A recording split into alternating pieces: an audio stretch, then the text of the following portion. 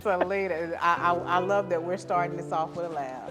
Selena Rodgers Dickerson. You wear so many hats. I Yes. have seen you sit on so many boards. You are involved in so many organizations, public servants, CEO, all the things. But to those in our audience that may not know, talk to them about your organization and what you do. That's a loaded question, Amanda. Because I wanted to say which organization first. Okay, SARCOR. Yes, I'm just messing with you. Look, the funny thing is I ain't need no cheat sheet for that. All right, let me get in my serious mode now. Serious. Okay, thank you for the introduction as well. SARCOR is a civil and transportation engineering design services firm. What that means, most people don't know what is civil and transportation engineering design services, Selena. Well, I'm glad you asked. Well, what that is, I like to call it the invisible. So those are the things that we use every day in our public infrastructure that people just use, and they're okay with it unless in your case there's no bus shelter or there's not ADA accessibility to go to a bus stop because there's a regular curb and no curb ramp. Or it might be a runway that needs to be redesigned or the taxiway that needs to be rehabilitated. There might be, we don't do actual construction, right? But we do everything from ground level and below. And so there might be site design, for example, with the Irondale Library, resurfacing projects. We can do resurfacing plans as well as do an inspection. We work on the Africatown. We did the civil site design project for Africatown, Welcome Center in Mobile. All kind of work throughout the city of Birmingham. If you've seen a bike lane or an ADA curb ramp or some new sidewalk somewhere, chances are we might have been one of the companies that had our fingerprint on that. Wow, so truly invisible. It's those things that we don't even think about but use every single day. Until you hit a pothole. And then we cursing at Torrance SARCOR. No, I'm just kidding. Not SARCOR. I'm just kidding. So when you heard that you were being featured on this year's Women in Business bus wrap, how did that make you feel?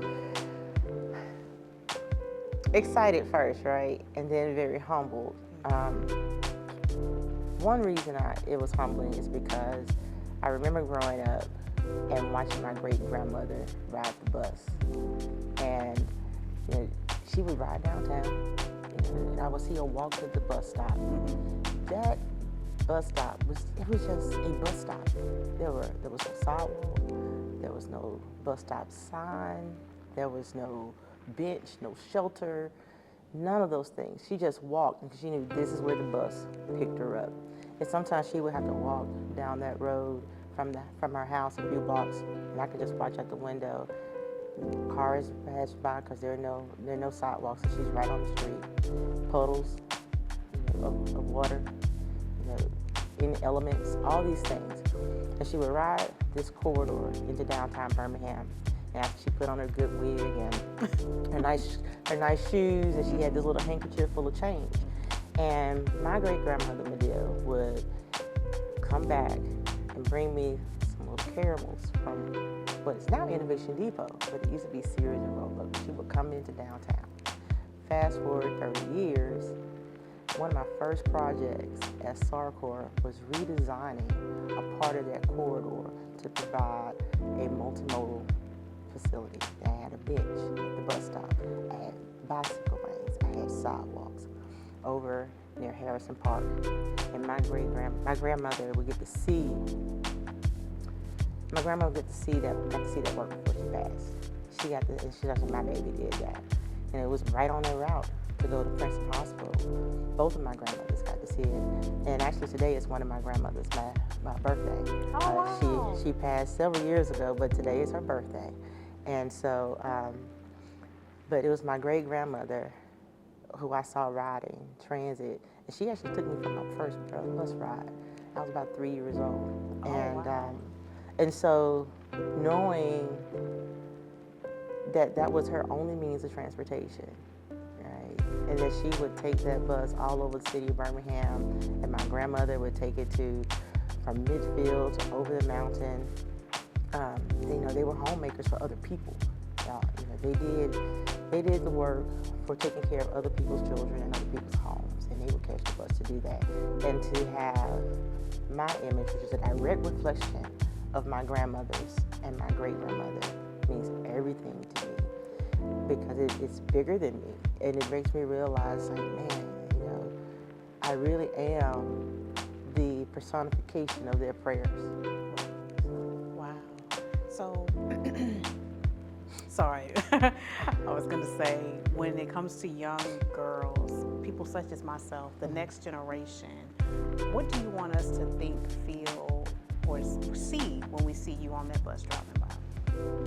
Strength, resilience, someone who grew up in Southwest Birmingham, 35221, who may not have had all the bells and whistles, the amenities. I got to see a lot of things. My parents exposed me to a lot of things, but I didn't grow up with a trust fund. I didn't grow up with a college fund, but I knew that I could, with some good work, being smart, making wise decisions, that the things that I did, even as a kid, mattered to who I wanted to be when I grew up. And even now, I look at other women, that are my elder, and like, that's what I want to be like when I grow up. I'm not finished at this point, but I think about my daughter. That's the first person I look at when I think about the next generation, and wonder, am I setting the right example for her?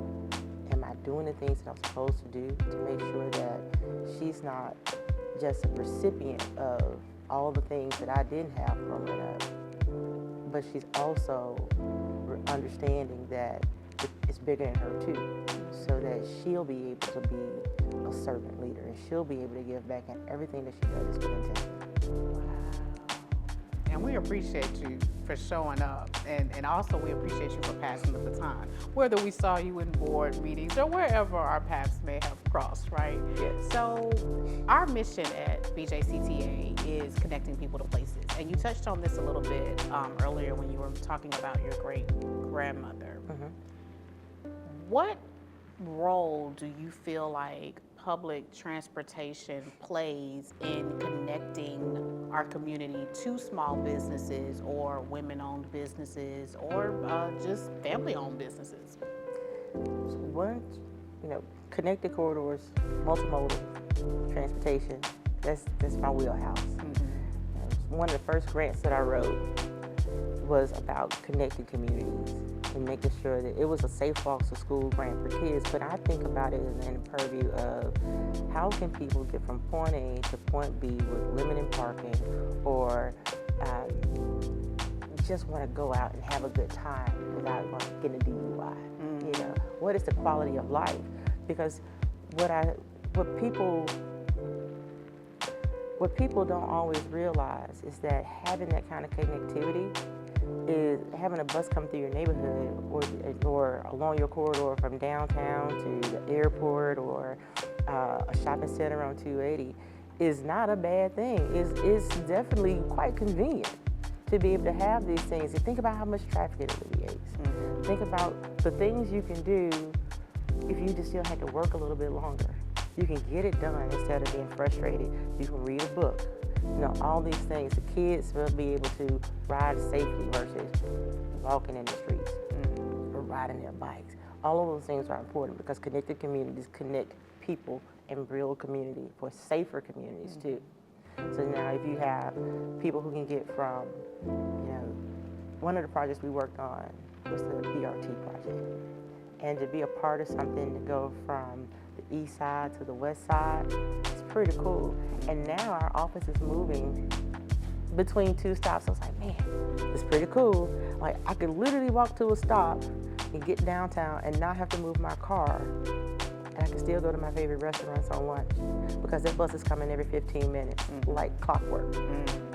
And I was like, I can walk a block or I can drive around for 10 minutes.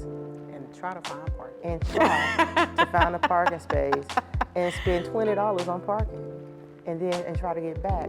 Or I I could ride the BRT, which my team and I were a big part of. It was one of the projects that I'm most proud of. One of the things we talk about when we talk about our past performance. It's really cool to see that orange bus connecting communities from the east side to the west side, and to see all the growth that's happening around those developments. It's economic development as well. People come to our city when they know they have reliable public transportation. It attracts people that want to move in for new jobs. It might keep students at UAB here in Birmingham because we have a reliable transit system, because they don't want to drive. It's something about these kids that don't want to drive for real no more. I don't understand it. I was trying to drive at 12. Don't tell anybody. But it does this for us to be able to attract new people, great talent, get people to work. It helps our workforce, because if you want, people want to say, well, we need more jobs here, more blue collar jobs. Great. Well, how do they get there? Include transit as a part of the conversation of economic development on the front end, right? That way, if a large organization, a large company wants to bring in 200 plus jobs or even 100 plus jobs into our metropolitan area, knowing that the people who they hire to get to work is a big part of that process. Whether they have cars working or not, there's a transit system that can help them get there.